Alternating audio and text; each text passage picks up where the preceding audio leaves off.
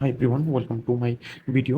আজকে আমরা দেখব আপনি কি খেলে কোন রোগের হলেও আপনি একটু বেটার ফিল করবেন। যেমন যদি আপসেট স্টোমাক হয় তাহলে অবশ্যই আপনি যদি পেঁপে খান সেটা আপনার জন্য বেনিফিট হবে।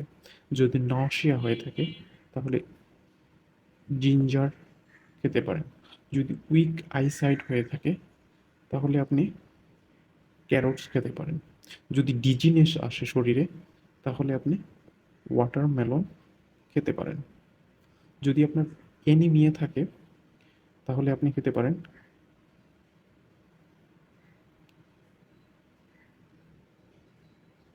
স্প্যান্স স্পাইনেচ, মানে আপনি শাক সবজি খেতে পারেন। হার্ট বার্ন যদি হয় তাহলে আপনি ওটামেল খেতে পারেন।